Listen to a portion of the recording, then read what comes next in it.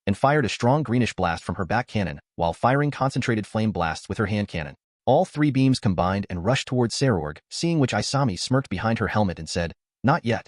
Drake, do it. As you wish. Transfer," and added all the boosted power to her blast, making it cover more than half of the field. Seeing the blast coming down, both Rias and Regulus panicked, and Regulus immediately rushed towards Sarorg. Saira orc sama. Rias looked at the fleeing lion and got in the sky as well and said, "Didn't you went a bit overboard?" Isami looked at Rias and said, "Got a bit excited there." But all of a sudden, a huge eruption of golden energy occurred, making both the audience and the two devils in the sky curious about it. But their curiousness was soon fulfilled when Sarorg emerged out of the blast, wearing a golden armor, while looking at Isami with an excited smirk on his face. "That was a good attack, Red Dragon. I can still feel my body being burnt in that intense heat AD power." Isami and Rias looked at Sarorg with a shocked expression on their faces and said at the same time, "How much are you still holding back, you bastard?" Hearing the two girls yell at him surprised Sarorg, but soon he started laughing and said, Sorry, I wasn't going to use this, but that blast made me excited. So now dash," he became serious and said, "Behold the power of the Lion King Nemia's Balance Breaker. Regulus Ray Leather Rex." But contrary to his expectations of the girls being shocked, he felt a lot of killing intent aimed at him, and he immediately started sweating. He looked at Isami, who was releasing immense amount of aura and killing intent, and gulped his saliva and started sweating. Isami looked at Sarorg and said, Oi. You mean to say that you were not going to fight me at full power? You wanted to mock me? You were pitying me, huh?" Sarorg immediately raised his hands in denial and said, No, my intentions were not to look down on you, and I was not pitying you as well. It's Jew dash. Before he could finish, Isami pointed her finger at him and said, "That doesn't matter here, you bastard. What would have you done if you got caught up in that attack earlier before that lion could have come to save your ass? If I defeated you when you were not at your strongest, Tatsuya, and the others, especially that bitch Tiamat, I'd not have been satisfied, and I would have been tortured dash, trained to death. Do you even know what you were going to do?" And started taking deep breaths while she slumped her shoulders. Rias then started to caress her back and tried to calm her down. Sarorg blinked in surprise, but because of all the killing intent that was aimed at him, he bowed his head and said, "I don't what I did wrong, but I still apologize for not fighting you at my strongest."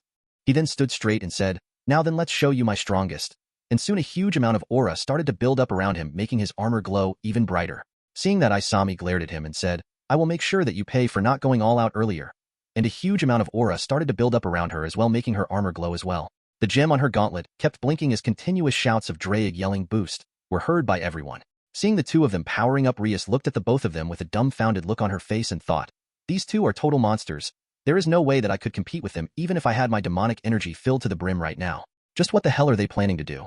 Rias got away from the two of them and immediately made a layer of barriers around herself to not get caught in the fight of these two monsters. She could not believe that the lion who was struggling against her earlier stored this amount of power in its balance breaker. Once the two of them were powered up to the maximum, they looked at each other for a while. The whole arena was silent as the audience were curious about what was going to happen between the two Longinus wielders and were looking intently at the scene. Rias as well got in a defensive stance and covered herself with her POD reinforcement in the hands. Both of them looked at each other for a bit longer until suddenly both vanished from their spots, and in the next instant were clashing against each other, with Ismai being in her rook mode. Sarorg had an excited smile on his face and said, "Your power is really on a different level now. Good, show me what else are you capable of, Red Dragon." Isami, who was still exchanging kicks and punches with Sarorg, covered her fists and legs with flames and increased the speed of her moves by using her flames as thrusters, which made occasional punches and kicks hit the golden armored devil. "Don't worry, I really want to put you to sleep right now. Worry whether you will be able to keep up or not, Drake." The gem glowed and said, "What, you are already at maximum?" Isami smirked and said, "Overload me. Are you insane? Are you going to do it, or I go Juggernaut?" Drake fell silent at her response and sighed, "You crazy brat, don't regret it later. Boost?" And immediately blood spilled out of her mouth, but still a huge grin was on her face. "And now for the grand finale. Let's fire up." And her whole body was now covered in flames. She then used those flames to reinforce her body, making her able to handle her boost, though her body started to heat up very quickly. The speed of her attacks started increasing along with the power behind the punches, which were now very hot as well. Sarorg now was on total defensive as he could not predict where Isami will hit next. Her speed and power were now at a totally different level as well. He glared at Isami and thought, how the hell is this happening? Her punches right now are feeling as heavy as Asia-san's normal punches. What the hell did she do to gain this strength? Ha, can you feel it, bastard? This is the frustration of a high school girl who is being tossed around by a dragon king at a daily basis. Stomped under the feet of a dragon. Bath, Indiana, the flames of a dragon. And holding on from being chewed by a dragon as a training for increasing strength. Can you feel it? Not to mention Asia's fist of love sessions. Can you feel the frustration? How can you feel it? Tell me, bastard. and punched him with all her might, making him immediately crash to the ground with his armor mostly melted from the heat of Isami's punches. Isami raised her fists in the air and shouted, "Give me a break from that fucky *G training regime for a while, you dragon HAG." Tatsuya and the others who were looked at Isami, and the whole group said at the same time, "She finally lost it." Tatsuya looked at Isami for a while and said, "Fine then, I will look over her for a while for her to become rational again. And Asia, no fist of love sessions from now on."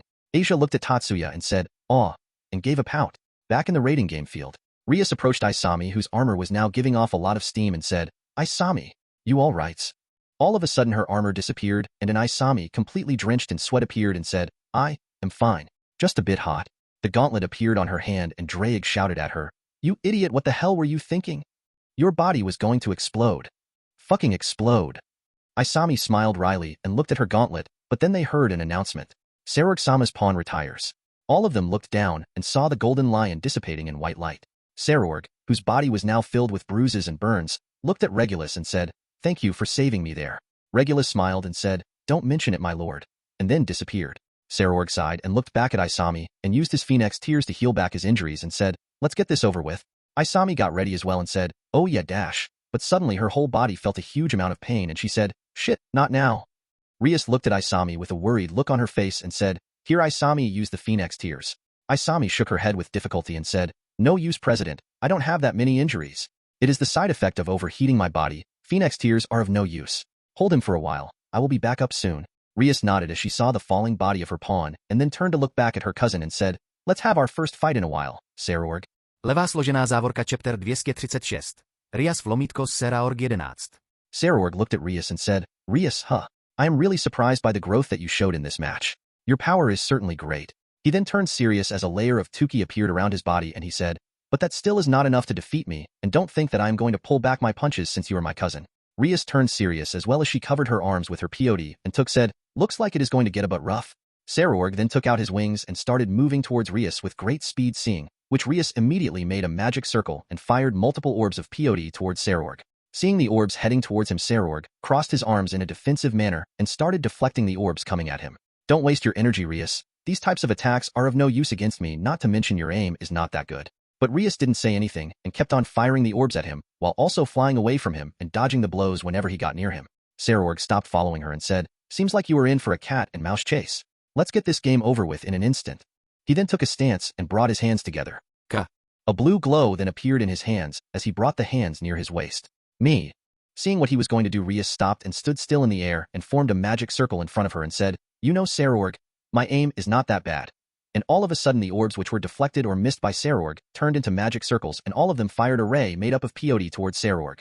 Sarorg, seeing the rays coming at him, stopped charging his attack and was about to move away from there, but all of a sudden all the beams changed their course and started to revolve around Sarorg in the shape of a sphere, trapping him inside the sphere. Rias looked at Sarorg and said, "You cannot escape this, Sarorg, not without suffering with enough injuries," and smirked. Seeing her smirk, Sarorg smirked as well and said, "You really are in a mood to surprise everyone, aren't you?" Rias narrowed her eyes and sent the magic circle that she formed earlier towards Sarorg's direction. The circle divided into two smaller circles, and one of them got above the sphere and the other below the sphere. Bolts made of peyote started to come out of the sphere, and soon a strong beam made up of peyote fired at Sarorg. Sarorg, who saw the beam, tightened his muscles, and in a thick layer made of both demonic energy and Tuki surrounded him. Once he was able to the strongest layer he possibly could at that moment, he rushed towards the wall of the sphere, and in the next instant a huge explosion occurred. Rias widened her eyes in shock and shouted, "Are you mad? Do you want to die, or what?" Soon the smoke cleared and Sarorg, with one of his arm totally bruised and covered in blood, appeared. There were bruises all over his body as well, but none were as serious as his arm. He looked at Rias and said, "I am not mad. I just have confidence in my strength. Your whole arm is totally damaged." Sarorg looked at his damaged arm and said, "Don't worry, I still have my other one to win the fight." Rias narrowed her eyes and said, "You are saying as if you were going to win." Sarorg smirked and said, "It's because dash." He then disappeared from his spot and appeared behind Rias with his body covered in Tuki and said, "I am going to win," and used his non-injured arm to punch Rias, who blocked it with her pod-covered arms in the last instant and was blown away by the force of the punch. Sarorg once again rushed at her, seeing which Rias fired a powerful blast of her peyote at Sarorg, trying to slow him down as well as increasing her own speed with the recoil. But to her surprise, Sarorg just came out of the attack using his arm and said, "This body is tough enough to not be affected by that power," and rushed towards her. Rias immediately balanced her body and dodged the punch heading her way and tried to attack him with her own punch. but Sarorg used his leg to block her attack and used the other one to kick her in the gut, sending her crashing in the ground. Blood spilled out of her mouth as Sarorg's kick made a contact with her. But Rias didn't black out and used her demonic power to form a barrier to protect and slow down her fall. Sarorg looked at his cousin and said, "This ends here, Rias," and used his demonic energy to form an orb in his hand and fired it at Rias. But before the orb could make contact, a red blade slashed through the orb, destroying it in the process. Isami, who had her Ascalon out, looked at Sarorg and asked, "Missed me, Sarorg-san?" Sarorg looked at Isami and said, "Red Dragon Empress, so you were still in the game, huh? But what happened to your armor?" Isami scratched her cheek in embarrassment and said, "Looks like overloading and overheating myself at the same time was not a good idea. My body can't take the strain of the balance breaker right now." She then turned serious and asked, "But that doesn't mean that I am out of the game yet." She looked back at Rias and asked, "You still alive, President?" Rias looked at Isami with a pained look on her face and said, "Shut up, don't kill me just yet," and got up as Isami offered her hand for her to stand up. Rias looked at Sarorg and asked, "So any plans, Isami?" Isami shook her head and said, "None, just going with old hacking and slashing. My body is not in a good condition right now." Rias sighed and said, "Watch my back and I will watch yours. You ladies should know that a battlefield is not a place for idle chatter." Both of them looked at Sarorg and Isami said, "Give me cover," and took her wings out and flew towards Sarorg. Rias also started firing small attacks at Sarorg in order to distract him. Sarorg, who saw Isami coming towards him, also rushed towards her and punched her, to which Isami responded with blocking the punch with her gauntlet. After blocking it, she took the sword out of her sacred gear and used it with her other arm to slash at Sarorg. Sarorg, being Sarorg, took the attack head-on, but immediately in the next instant a deep frown appeared on his face, and he looked at the sword. Seeing his expression, Isami smirked and said, "What happened? Got so excited for the battle that you failed to notice that it is a holy sword." She then pushed him back with her gauntlet and fired a dragon shot at him, which sent him a few meters away.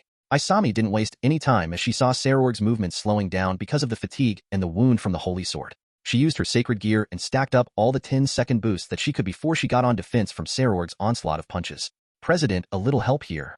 Rias immediately used the Phoenix Tears to heal the few broken bones caused by Sarorg's earlier attacks and rushed to aid Isami. "My demonic power is just about to get depleted. We have to finish it quickly." She looked at Isami blocking Sarorg's attacks while also grazing him with her sword, which caused Sarorg to flinch a bit in pain. Her eyes widened in realization and she thought, "That's it." She covered her one arm in twice the amount of POD she used earlier and punched towards Sarorg. Sarorg, seeing the approaching punch, block her with his injured arm, which only deepened the frown on his face. Rias, who attack was stopped, smirked and transferred her POD in her other arm and snatched the sword from Isami's arm, making Isami surprised by her action. The moment she held the sword, her arm was engulfed in a huge amount of pain, which was accompanied with a burning sensation. She gritted her teeth and covered the blade of the sword with the remaining of her POD and slashed Sarorg's chest with it. Blood splattered out of Sarorg's chest as he also spilled a lot of blood from his mouth. He looked at the two girls and saw Isami having a shocked expression on her face, while Rias, who had a pained expression on her face, dropped the sword. A huge grin appeared on his face and he thought, "This is fun. You both did good." Both the girls heard Sarorg's low voice as they saw his body falling down. "But this is my win." And in the next instant, both of them saw a glowing blue orb in Sarorg's hand as he fired the beam towards the two devils. Rias-sama and her pawn retired. The winner of the game is Sarorg-sama. Sarorg, who had a satisfied expression on his face, fell down on the ground and soon turned unconscious. Chapter 237. Talk after the game.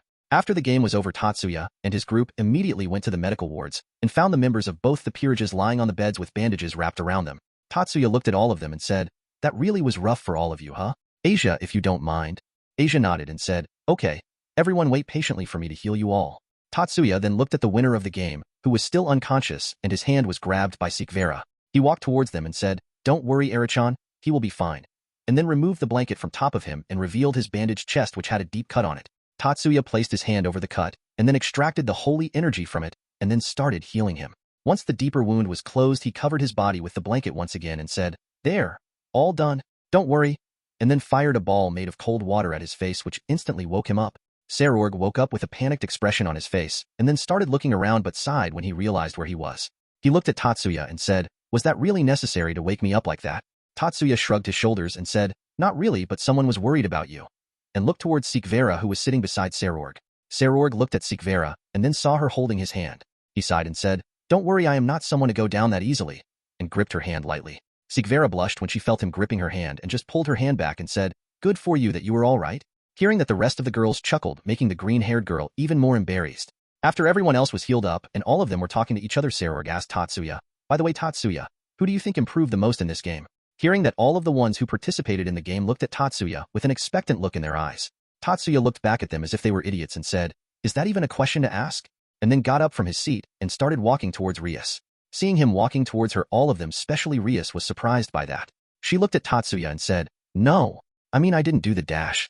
Obviously, it's my favorite damper Gasper," and patted his head, making the damper blush at his compliment. The whole room turned silent at his answer and looked at Gasper, who immediately hid behind Tatsuya when he felt the gazes upon him. Now don't scare him. He showed the best determination progress out of all of you. Not to mention he is not a person either used to fighting or hurting others, so him taking down an opponent as talented as Koreana is a great feat for him. Also a fun fact, he is the only one among all of you who didn't retire during this game and only turned unconscious because of overusing an ability he is not used to, plus he is the only one who don't have any deep injuries on his body. All of them looked at Gasper more intently, and Sarorg said after a while, "Gasper-kun, is it? Fine, then let's have a battle at a later date. Make sure to master that power of yours." "Hi-e Tatsuya-senpai, he is scary." Tatsuya looked at Gasper and said, "Man up, Gasper. Don't you want others to look at you as a man? What better way would be there other than to defeat the strongest youth devil in a fight?" He then turned towards Sarorg and said, "And you stop making that expression, you are scaring him." Sarorg, who had an excited smile on his face, laughed out loud and then apologized to Gasper for scaring him. Tatsuya then looked at Rias, whose bed was besides Gasper's, and said, "The next best improvement is definitely Rias's. You really did shocked all of us by that performance of yours. That was really impressive battle you showed us." Rias smiled and puffed her chest proudly and said, "Of course, what else do you expect? I really put my heart and soul to improve myself for the fight." Tatsuya nodded and then looked at Isami and said, "And you, Isami?" Isami, who heard her name, immediately tensed up and started praying inside her head, "Please no hellish training. Please no hellish training. Please no hellish training. Please no hellish training. Please no hellish training. Please no hellish training." Tatsuya smiled and said, "Don't worry, you will not be training under Tiamat from now on. Plus a week's break." Hearing that, a huge smile appeared on her face and she shouted, "Hell yeah! No old hag from now on." But her happiness soon faded away when he heard Tatsuya's next words. "From now on you will be training under me, and I will make sure that you train you thoroughly." She looked at Tatsuya with eyes which had lost all their brightness and remained silent. She then turned towards the rest of the members of Tatsuya's group and asked, "Hey, this guy is joking, right? Asia, it looks like I am dreaming a bit. Will you punch me to wake me up from this nightmare?" Tatsuya walked towards her and placed his hands on her shoulders and said, "Don't worry, Isami, this is not a dream. Let's work hard in the future." Isami looked at Tatsuya for a while and then summoned her gauntlet and asked Drake, "You really like training under Tiamat, right? Let's just continue that." The gem on the gauntlet glowed and Drake said, "Why yeah, let's just train with her till we reach her level, and then we will think about training under Tatsuya." Tatsuya just smiled and said, "I hope that you are excited for the training," and then walked away, making Isami slump her shoulders and said, "My luck must be totally *ed up for me to get into worse situation each time." Tatsuya looked at Sarorg and then said, "By the way, Sarorg, don't think that you are the strongest youth devil. Isami could have defeated you easily if she had used everything she had got in her arsenal." Hearing that, all of them got shocked and looked at Isami with questioning gazes, seeing which Isami got overwhelmed by them and said, "WW, what are you saying, Tatsuya?" "I used everything I had in my battle." Tatsuya looked at her with a neutral look on his face and asked, "What all did you use in your game? Care to tell me about that?" Isami thought for a while and then started listing the things that she used in the battle. "I used my balance breaker, my Triania, my Dragon Slayer magic, my holy sword." Tatsuya nodded and then said, "And what about your pawn promotion? You could have promoted to queen and then use Triania to defeat him easily. Not to mention, using your holy sword along with just your regular Triania would have done the job, and enhancing that with Dragon Slayer magic would have been overkill for the match. Or you could have aimed for the face, which was exposed, to defeat him easily, and since I can heal him, you should not have the worried about that method either." The whole room turned silent once again and looked at Tatsuya while blinking their eyes. Chapter 238, Big Trouble. After that, they all discussed about the match for a bit longer, when suddenly Azazel and Surzex came inside the room. Surzex immediately went towards Rias and hugged her, much to Rias's shock. He patted her back and then said, "Ria-tan, you did great. No matter what anyone says for Oni-chan, you were the winner of today's match, so don't be sad." Rias struggled in his embrace and said, "Oh, Oni-sama, don't do that in front of everyone. You are embarrassing me." Azazel looked at the siblings and gave a fake cough and said, "Surzex, why don't we do what we came here for, and you can do that kind of stuff when you are back at home with your sister." Surzex unwillingly stopped hugging Rias and then looked at the others and immediately turned to his dream hour, back to the one of a Mao, and said, "You all did great in today's game. Even the higher-ups are satisfied with today's match. Not to mention, even the guests from the other factions were impressed by the show you put up in the game." He looked at Sarorg and said, "Congratulations on your win, Sarorg. You showed great spirit and power in the game." But then suddenly he pointed his finger at him and said, "But just remember this, Ria-tan will beat you the next time. I will make sure to train her well and make her extremely strong." And just after that, he received a smack on the head from both Azazel and Tatsuya, who looked at him and said, "Don't go to Siscon mode at important matters." The rest of them just looked at them with a wry smile, and after a while Sarorg said, Throw whatever you want at me. You want Lucifer? I say, no. Sirzex Nisan, but I will be ready to face all of them. Sirzex was a bit surprised when he heard Sarorg call him Nii-san after such a long time, but soon a smile appeared on his face and he said, I am sure you will, so make sure to never give up.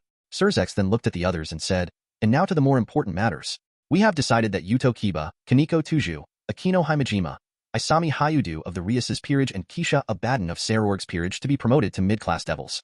The said members of the team were surprised by the news and were silent while Sirzex looked at Gasper and said, Gasper-kun, sorry, but even though you have done a lot of contracts, but since you were placed under a seal for a long time, we cannot give you a promotion right away. So don't get disheartened by that. Zenobia-kun, you on the other hand have not done any contracts, so it gets difficult for you as well. And Regulus-kun, you being a sacred gear is what making us stopping from promoting you. I hope you understand. Both of them nodded their heads without showing any conflicted expression on their faces.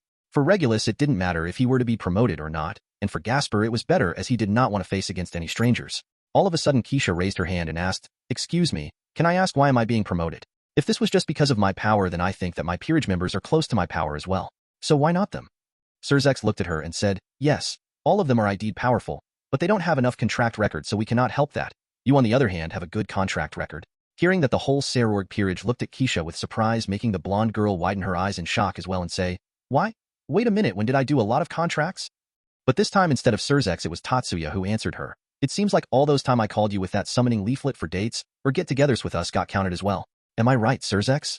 Sirzex nodded and with a wry smile on his face said, I really was surprised when I saw that your client for the contract was Tatsuya-kun, but now it seems like your summoning leaflet was used as an invitation and the rates got counted as compensation. Ha ha ha, truly a unique way for gathering contracts. The whole group was dumbfounded by this and all of them thought at the same time, this really was way too lucky of her. After all of them talked for a bit longer, they decided to go back to their homes as it was already very late, and all of them were really tired.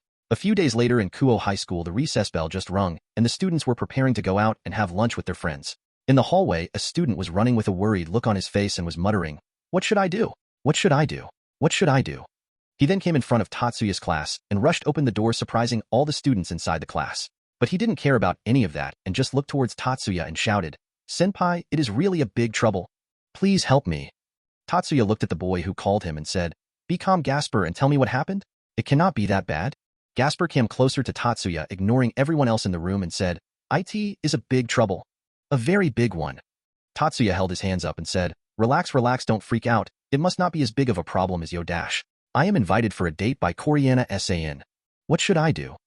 Hearing that, the whole class turned silent and stared at the trap with a shocked expression. Before anyone could snap out of trance, the perverted duo started freaking out and both of them yelled out loud, that freaking trap got himself a date. At that, everyone else snapped out of trance and the girls started to make a commotion about him getting called out on a date.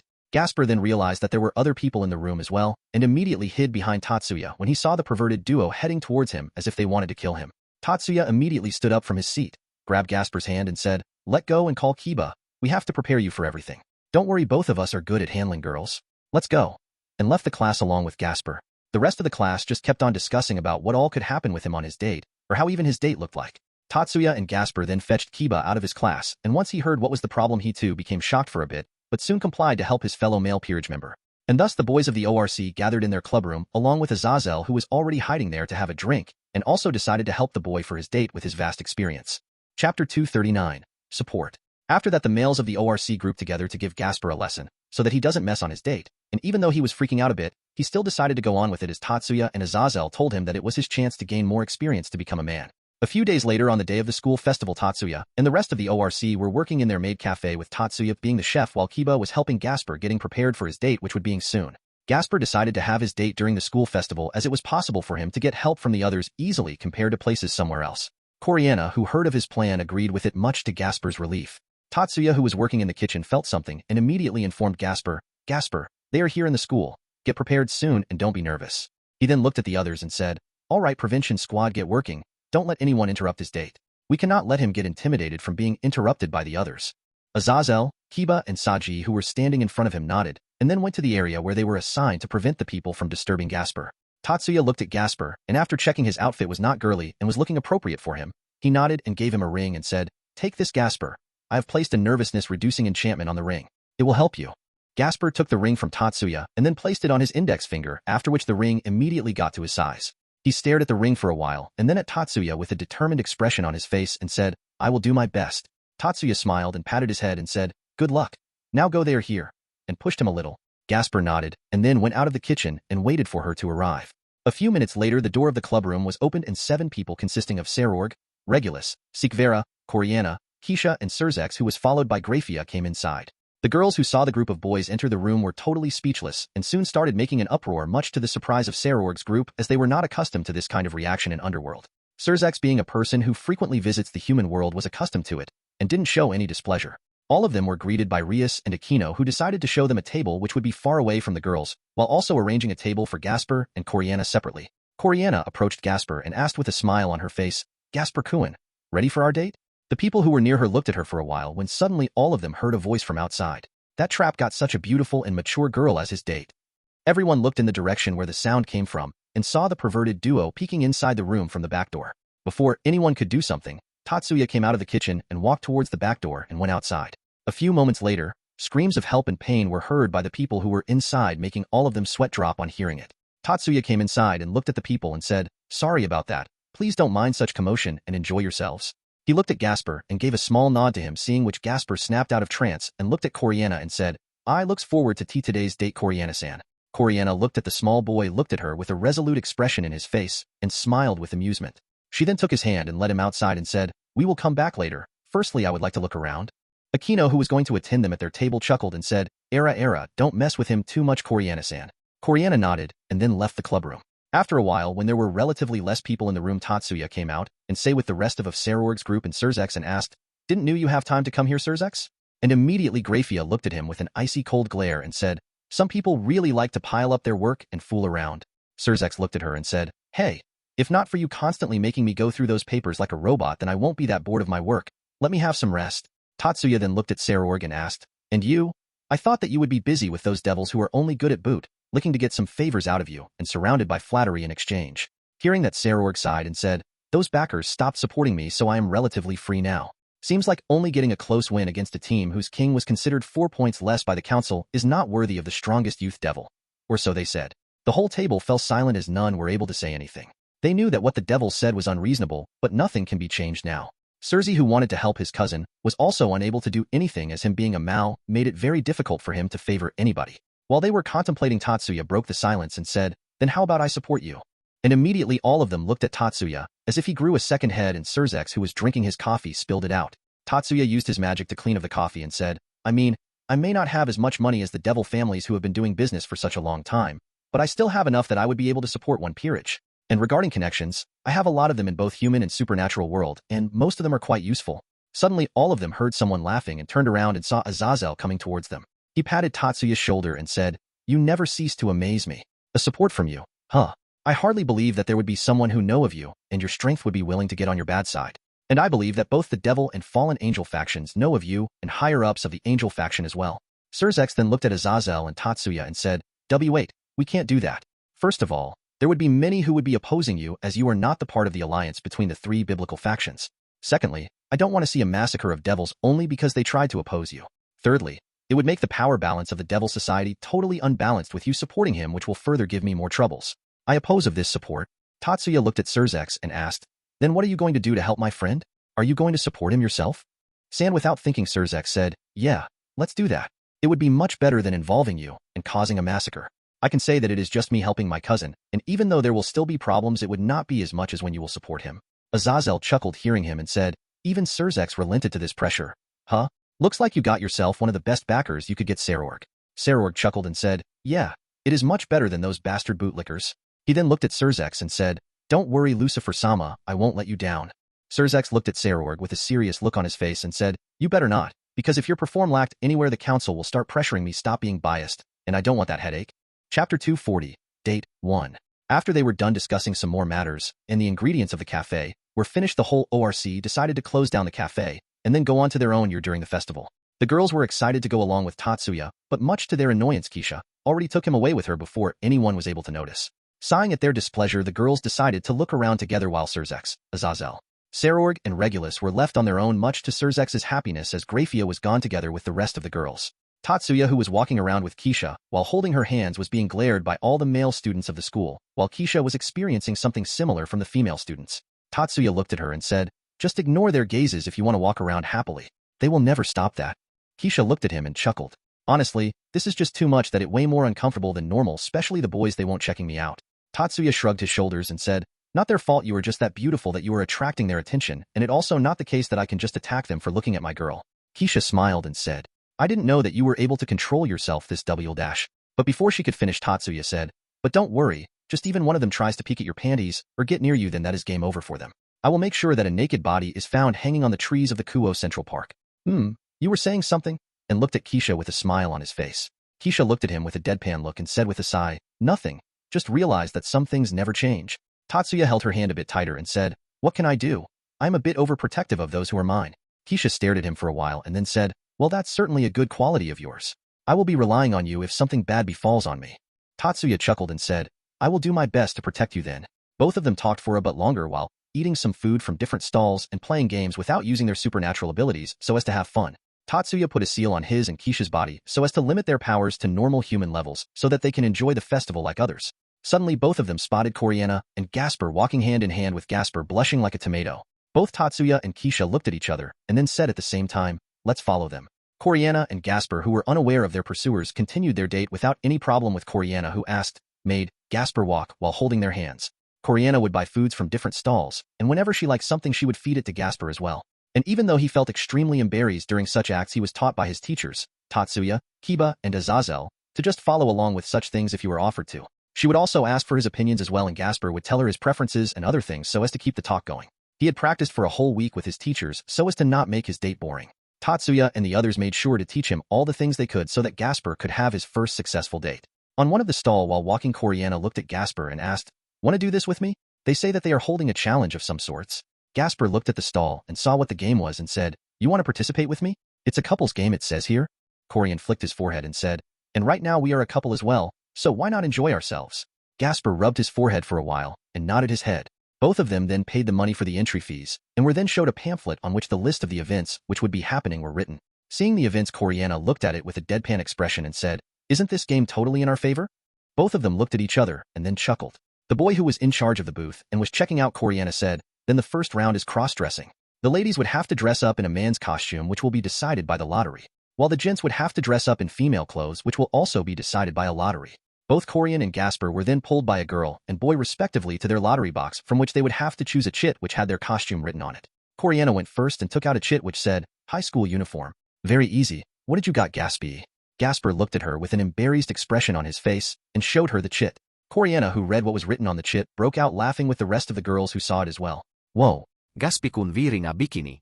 Even by your standards, it is too much. One of the boys then rang a bell and said, all right, go inside and change. You will go to the next round if you both are able to make the judges let you pass. Both of them looked at each other and asked the same time, and what is the criteria for the judges to let us pass? It will depend on how convincing you look as that of an opposite gender in front of the judges. Chapter 241, Date 2. After both of them changed, both of them came out of the changing rooms with Coriana wearing Kuo high school boy's uniform while Gasper wearing a cloak. Coriana looked at Gasper and asked, where's the bikini? Gasper, who had a slight blush on his face, looked at her and said, it's inside this cloak. It is very embarrassing wearing something like this. Coriana, who heard that, immediately pulled his cloak, seeing which Gasper immediately tried to hide his bottom and said, don't do this, Coriana-san, and once again wore his cloak. Coriana chuckled in response and then said, whatever, let's get going, and pulled him by holding his hand, taking him to the place where they were instructed to. When they reached there, they saw 3 people, 1 boy and 2 girls sitting there. Coriana looked at Gasper and then said, all right, Gaspy-kun, time for you to do your magic. Gasper looked at Coriana and was about to ask what she was talking about, but suddenly Coriana took his cloak off and threw it away, making Gasper hide his bottom once again and crouch down. Gasper looked at Coriana with tears in his eyes and said, don't be bully me like that, Coriana-san. It's embarrassing to be looked by others like this, and used one of his hands to hide his chest. Coriana looked at the judges and saw all of them having a blush on their faces seeing Gasper acting like that. She smirked and crouched down to Gasper's level and placed the coat she was wearing over his body and said, sorry about that, Gaspika. You just look too cute acting totally embarrassed like that, and patted his head, making Gasper's blush to intensify. All the 3 judges held a green flag and said in unison, passed. Both Coriana and Gasper looked at the judges and then back at each other and smiled. Hearing the announcement, the boy who helped them picking out the chits earlier came inside and said, congratulations both of you, but now for the next round. The couple have to hold each other's hand for the whole time while going through a trial route that we have made. The moment you lose your hands, you lose. You both have 15 minutes to finish this round. Both Gasper and Coriana looked at the boy, and then Coriana held Gasper's left hand and said, remember to not let go of me for these 15 minutes. Okay, Gasper. Gasper blushed a bit, but still nodded with a serious look on his face and said, "Don't worry, I won't let go of you no matter what." Hearing him, the nearby students started to make an uproar and cheer for him, seeing which Gasper realized what he had said and blushed in embarrassment. Coriana chuckled at his response and said, "I would look forward to that," and pulled him to the start of the course. After going through an obstacle course-like path, which was made to be able to separate anyone, both Gasper and Coriana came to the finish line without releasing their hands. Though the course was very well made, for supernatural people of their level, it was not that difficult to overcome it without their powers. Seeing them come out, the people managing the stall clapped in appreciation for them, and then gave them a huge ticket which said that they got a voucher for 2 people for an 80% off in a good nearby restaurant, which surprisingly belonged to Tatsuya. Gasper and Coriana, who saw the prize, were the least bit motivated about it. Tatsuya would always treat them on his own, or would give them considerable discount on food every time they visited him. But still they were a bit happy, as it was really fun activity, and thanked the students for the fun time that they provided them. Tatsuya and Keisha, who were watching them from afar, chuckled on seeing their disappointed looks on seeing the prize that they got, and then decided to leave them alone. Later that day, when most of the stalls were already closed and the festival was about to end up, all the supernatural of the ORC and student council gathered together to see off the Sarorg and his group. All of them talked for a while, and then Sarorg and his peerage along with Surzex and Grafia gathered together to go back to their respective territories. But before going back, Gasper came forward and gave Coriana a present and said, "Thank you for spending time with me." Coriana smiled and took the box from Gasper and said, "Don't be like that, I enjoyed it as well. Let's go out some other time as well, Gaspikoin." She then bent a bit and gave a peck on Gasper's cheek, much to his surprise, making him go immediately red. The rest of them laughed at his reaction, and then the group went back to Underworld, leaving behind the Kuo group. Azazel patted Gasper's shoulder and said, "Good job, Gasper. Looks like your effort was worth it." Kiba nodded and said, "Yes, she certainly looked happy, and you two were able to go out through the day without much problem at all. Good control at your shyness as well." Gasper then shook his head and said, "No, it only went well because you all helped me preparing for it, and because Tatsuya-senpai gave me a ring which helped in reducing my nervousness." All of them then looked at the ring and then at Tatsuya, seeing which Tatsuya said, "Oh, that ring. That's just a normal ring made of iron, nothing more about it." Hearing which, Gasper widened his eyes in surprise and asked, "Wah, then that means that I was unable to not get nervous around her on my own?"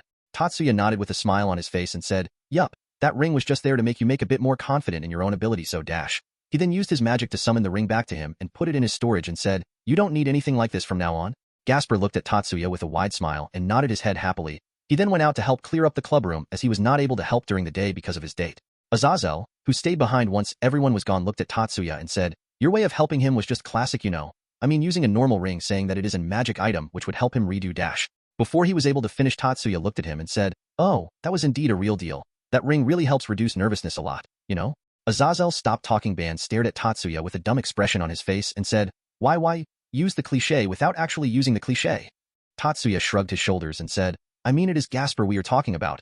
He is not going to lose his embarrassment so quickly, we have to slowly erase it.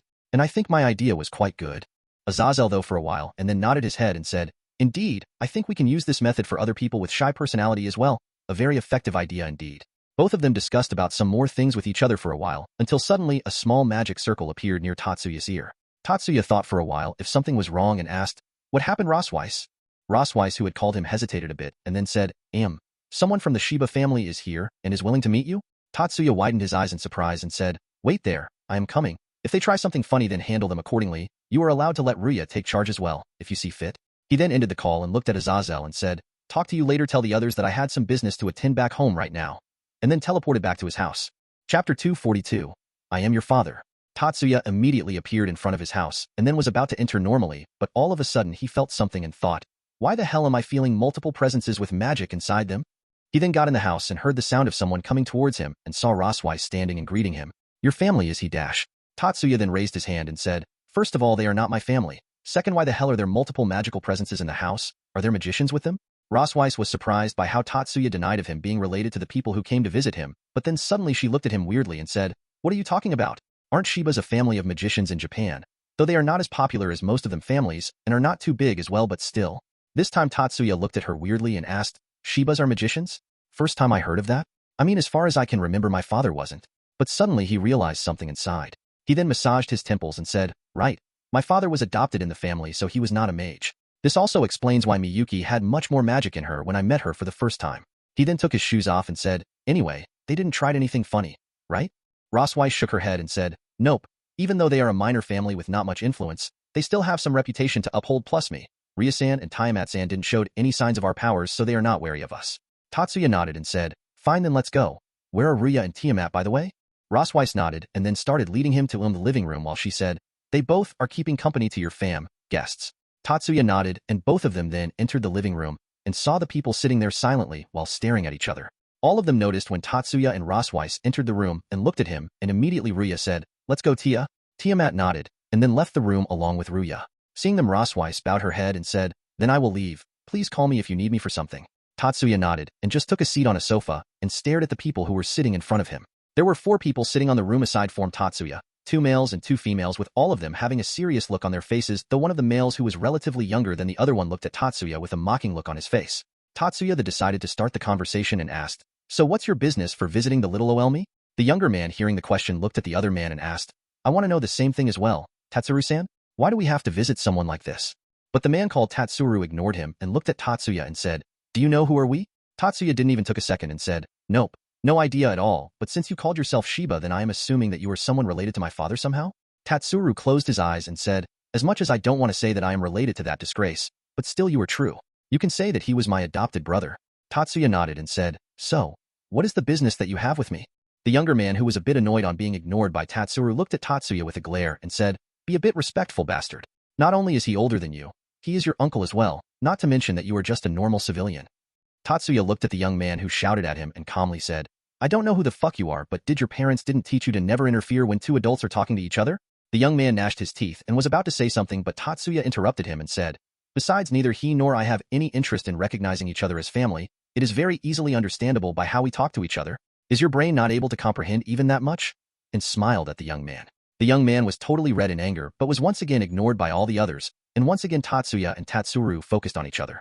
Tatsuru gave a nod and said, "I will be straight here. I have no business with you. As a matter of fact, I didn't even want to be near someone related to that disgrace, but I got information from someone that the one I am looking for is here in this town, and after checking the town we found out that you, though I don't know how nor I am interested in it, are still alive. So I think that you must be knowing where is she, right?"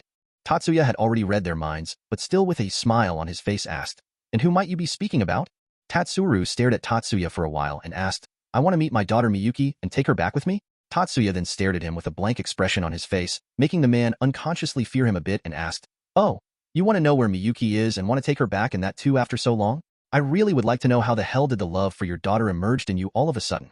Tatsuru closed his eyes and said, "There is no reason for me to dash." But before he was able to finish, the other man crossed his arms and with a smirk on his face said, "Why else? She is going to be my fiancée, you know? After all, it is important for the benefit for both our families. There was a bit problem earlier, but we got information that one of the Shiba family daughter is still alive and is here in this town.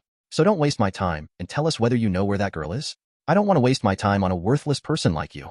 Tatsuru and the others looked at him for a while, but soon looked away from him. Tatsuya looked at Tatsuru and said, "You know, you really are choosing an idiot for the daughter you suddenly had emerged love for out of nowhere."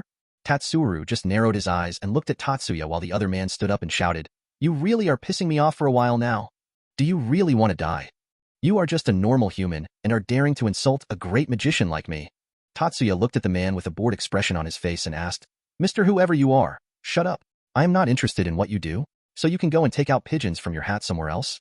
The boy with dark blue hair glared at him and said, "I really want to kill you right now. Be thankful that the fact that you might have some information about my would-to-be fiancé is stopping me, Shinji Matu, from killing a worthless human like you just this instant." Tatsuya, who heard his name, mentally sighed and thought, "Good. Even his name is based on one of the bastards that I know of."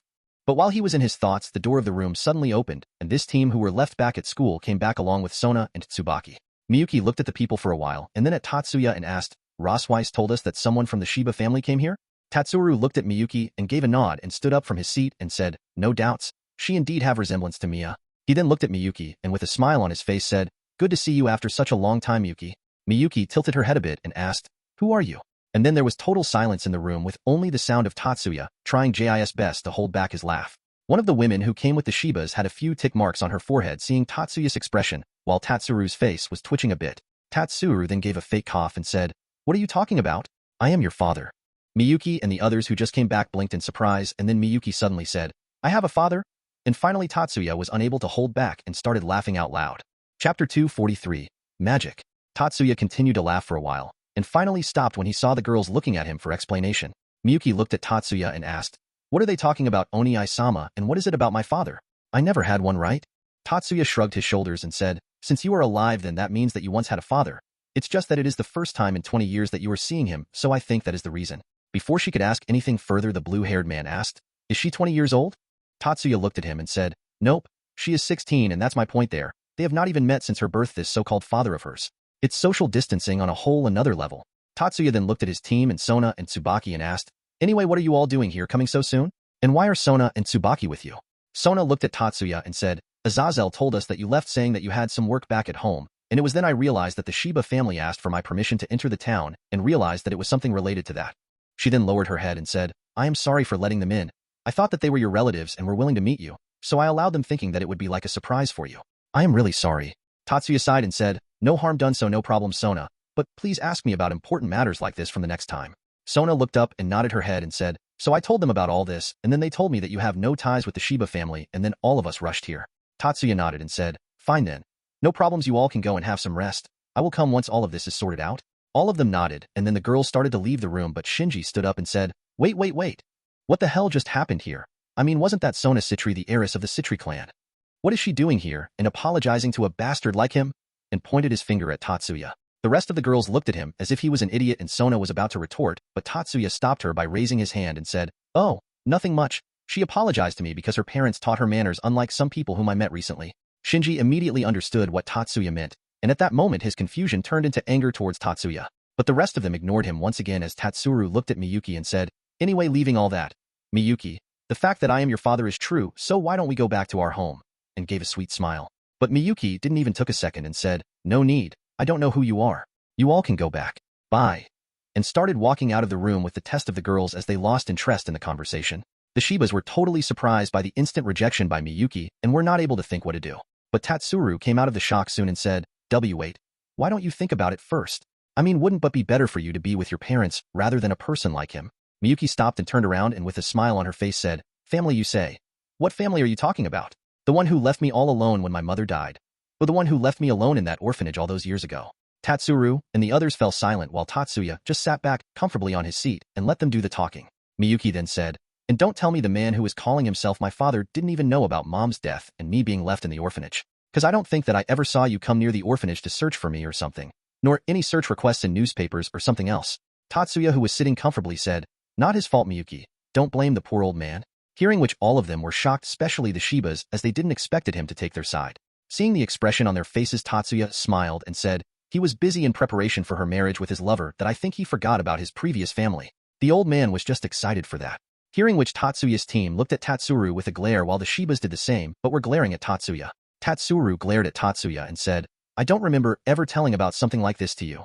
Tatsuya looked at him and said, "Yeah, you never told about this to me, but you just let it get published in a newspaper, and I, being a curious child that I was while searching for people with similar surname as mine, found that. I mean, there is just one Shiba family in Japan to begin with, so it was not all that hard. I even had all these things separated for as well." Tatsuya and Tatsuru stared at each other for a while, with none of them intending to back off from it. But Shinji, who was getting annoyed by getting ignored by all of them, said, "All of this is irritating me. I already told you to not waste my time. We already found the girl, take her and let's go." Miyuki looked at Shinji and said, "Shut it, seaweed. Oni-sama, what the hell are they here for to begin with?" Tatsuya continued to stare at Tatsuru and said, "Apparently that person suddenly had his fatherly love for his daughter evoked into him and wanted to get you back with him. Entered her to marry that seaweed there." Hearing that, all the girls blinked their eyes in surprise for a while, and then looked at Shinji, who had a confident smirk on his face. Miyuki pointed her finger towards Shinji and asked, "This bitch. Like hell I am going to be with him. Isn't he just a piece of shit who can't get his shit together because he was born into a shit of a family who must have some shitty influence making him that a shit like him is better than others and hence making him more of a piece of shit that G already is?" All of them turned silent after Miyuki's outbreak, and Shinji looked at Miyuki with a shocked expression on his face. Miyuki, who now had calmed down her breathing, said, "Not to mention he is not even 0.1% like Oni-sama, and even if he were, there is no way that I am going to marry someone other than Oni-sama. Seriously, you have some guts to come here and say that you are my father and want me to marry someone like him? What is even good about him?" Shinji smacked the table, gaining everyone's attention, and said, "You all really know how to piss someone off. This is why I don't like being with plebs like them. They don't even know where they even stand." He then glared at Miyuki and said, "And you want to know what is good about me, right? Then tell me, is that bitch of your Oni-sama know how to use real magic?" And made a fireball of the size of a football appear in his hand. The whole Tatsuya team looked at each other while Sona just sighed, seeing the blue-haired bastard dig his own grave. Tatsuya and his group looked at Shinji, and with a smile on their faces said, "Really? You know how to use magic? How awesome!" And all of them released a bit of their power, making the whole house tremble. Shinji fell on the ground along with the rest of the Shibas and then heard Miyuki saying, Now what don't you show what kind of magic you can do? And looked at him, a mocking expression on her face. Chapter 244. Don't be that lenient. Tatsuya and the others looked at the shocked and pale faces of their guests and smiled. Tatsuya looked at Shinji and asked, "What happened, great magician? Don't want to show us your magic?" And then looked at Tatsuru and asked, "And what about you? Why looking so pale in front of me?" Both of them, who were still speechless by the sudden inflation in the magical energy near them, were not able to think clearly and didn't answer Tatsuya's questions. Seeing them not answering, Tatsuya was about to ask something again, but before he was able to, an icicle just flew by their faces, grazing their cheeks a bit, making them snap out of trance. Both Tatsuru and Shinji touched their cheeks and found fresh wound there which was bleeding. Both of them saw the blood on their hands, and then looked at the person who fired at them and saw Miyuki looking at them with a smile. "You are being rude to Oni-sama by keeping quiet here, you know? If you continue to act like that, I would be forced to teach you some manners." Both Tatsuru and Shinji gulped their saliva, and both of them thought at the same time, "She is dangerous. Like hell I can handle a daughter/wife like that." Tatsuya, who heard their thoughts, looked at them and said, "Like hell I would let that happen even if you could." Both of them got surprised by Tatsuya's words and looked at him with widened eyes. Tatsuya started at them for a while and then said, "Would I just read your mind? Don't think too much about it. Now let's start the main talk here. Who gave you info about Miyuki's location?" Tatsuru looked at Tatsuya with a hateful gaze and wanted to say that he have no reason to answer him. But before he was able to, Tatsuya said, "Just to let you know, it would be better if you answer while we are asking peacefully. Or we can arrange for you to have a one-on-one talk with Miyuki." Hearing that, Miyuki smiled and started releasing a cold aura and said, It has been a long time since I've got a person who I can talk to. Shall we do that, gentlemen?" Hearing which, both of them shivered in fear and looked at Tatsuya with a pleading gaze. Tatsuya shrugged and said, "Tell me what I want to know and the matter ends here." Tatsuru was still not willing to tell him, but Shinji got scared seeing Miyuki's aura and said, "I will tell you. I will tell you." Tatsuru looked at Shinji with a glare and was about to stop him, but Tatsuya used his telekinesis to stop him and said, "That's enough, Tatsuru. Seaweed, go on, say it." Shinji nodded and said, "It was a devil from Cow's Brigade who told us that the daughter of Tatsuru Shiba was living in this place. And since both our families were undergoing some negotiations, it was decided by the elders of our family to go and bring back the daughter so that we can form a relationship between the two families. That is all I know. Please tell her to stop glaring at me." Shinji looked at Miyuki with a fearful expression as with each word that he said, Miyuki's anger kept on growing. She really wanted to go to that devil and skewer him up all over his body. Tatsuya looked at Miyuki and said, "Calm down, Miyuki, it is not something worth your anger." Tatsuya then looked at Tatsuru and said, "Now then, please go home as there is nothing else to talk," and then stood up from his seat. Tatsuru looked at Tatsuya and said, "Yes, we don't have any business with you in the first place. Now then, Miyuki, let's go to our home. The whole Shiba family is waiting for you." Miyuki looked at Tatsuru and said, "Don't want to. Just get going. I don't have any relation with you in the first place. And about the Shiba family, the only Shibas that I have a relation with are my mother and my Oni-sama." Tatsuru looked at Miyuki and Tatsuya, who looked back at him and said, "You do know that you are still legally underage and is not under guardianship of anyone, right? I can still get you to come under the family through legal supernatural channels. After all, it's not just me who wants you to come back, rather the whole Shiba and Matu family are willing to have you back in the family. So be a sane person and come back to the Shiba family." Miyuki, who heard that, started to release her aura, and it kept on going higher and higher by each passing second. The whole room was instantly covered in ice, and even Tatsuya's teammates started to feel the coldness of the aura coming out of Miyuki. Tatsuru, and the rest of them who now felt the aura, which was much higher than the one which was released by her earlier, made him totally shocked, and he started releasing his aura in self-defense, as well, which was followed by the other people who came along with him. Miyuki made a magic circle and was about to fire at them, but Tatsuya gave her a head chop and said, "Idiot, do you want to destroy the whole town? Control your anger a bit." Miyuki pouted at being reprimanded by Tatsuya, but still abided to his order and lowered the power of her attack and froze all of them, while only letting their heads go unfrozen, as she still wanted to say something to him. Miyuki got closer to Tatsuru and said in a cold voice, "Don't you even dare to give us such kind of threats. You want to send the whole family to us. Send it. I alone am enough to brain freeze all of you. And don't ever, and I mean ever, give me the crap about my family when you are not a part of it. I don't even give a crap whether you are my father or not, so don't think that I will hold back when I would kill you." And placed her hand on his head and started to freeze him, but Tatsuya stopped him and said, Now, don't be that lenient with him. It would be too less if he just died like that. Not to mention his family will annoy us to death since they came here after taking the permission from one of the people who lead this town. So us killing him right now would be way too annoying." Miyuki looked at Tatsuya for a while and nodded her head. Seeing this, Tatsuru and the others sighed. But then Miyuki turned around and said, "Asia, use your healing magic on them while I freeze their bodies and make sure that they die but remain on the verge of death." Miyuki then looked at Tatsuru, whose face was pale from both the coldness of the ice and fear on seeing Miyuki's cold expression. Asia then came forwards and said with a smile on her face, "You are lucky that I am not getting a chance in this. Miyuki-chan is way too lenient compared to me." Miyuki then looked at Tatsuru and said, "Let us have you experience how I felt when I was on the verge of death when I escaped from the orphanage." And once again started freezing him, while the other three just looked at him on horror. Miyuki then looked at Himari and said, Melt the ice and burn his skin to crisp, but don't let him die. Asia, don't heal him too much and make sure that he is on verge of death. Himari shrugged her shoulders and did as Miyuki told her and started firing a blue flame towards the ice, melting it in the process, which was followed by Tatsuru's screams. Miyuki then froze his body once again, and the process repeated for 2 more times, after which Tatsuru lost consciousness. Seeing that the lady who was from the Shiba family looked at Tatsuya and the others and said, "Why will you monsters? Just you wait. Shiba family and Matu family will surely make you all suffer for this. How dare you attack the next family head like this?" Hearing which the lady from the Matu family and Shinji looked at her and said, "Hey bitch, don't drag us in your mess. We are not related to all this." But Tatsuya stopped all of them using his telekinesis and said, "You all must be tired, right? Let me call someone to get all of you." He then made multiple magic circles, and small projections of people started to appear over them. The people in the projections were surprised seeing Tatsuya being the one calling them, and that to all of them together, and wanted to ask if something was wrong for which he needs some help. Tatsuya looked at the people and said, "Hey guys, you see we caught some people who were telling that they had some interactions with the Cows Brigade and they tried to kidnap Miyuki and were trying to threaten us. So you want to interrogate them for anything else that they know. We have already made them confess that they interacted with Cows Brigade." The people who Tatsuya had called were the leaders of various factions who have signed the peace treaty and were fighting against Cows Brigade. All of them, when they heard that someone tried to kidnap Miyuki and were even trying to threaten them, had a sweat drop and thought at the same time, which bastard had such an unlucky day to that against this group? Their idiotism must be over 9,000 if they thought of doing something like this. Tatsuya then looked at a particular group of 3 people consisting of Susanoo, Tsukiyomi, and Amaterasu. He looked at the frozen people for a while and then said, "Another information. These people are from the Shiba and Matu family. Susanoo and Ai-san, make sure to pay them a visit. Who knows how much contact they have with the Cows Brigade, and don't worry about the Shiba family. Neither I nor Miyuki have any ties with them. So who is coming to get them?" All of them just gave a silent prayer for the Shiba and Matu family, as they knew that now both the families are on Tatsuya's bad side, which even these leaders didn't want to get onto. Surzex and the other Maos then decided to take care of them, as it was related to devils from the Cows Brigade. Tatsuya then cut the call and looked at the frozen people who were now totally shocked by what just happened. He smiled at them and said, "Don't worry, your ride must be coming shortly to fetch you guys."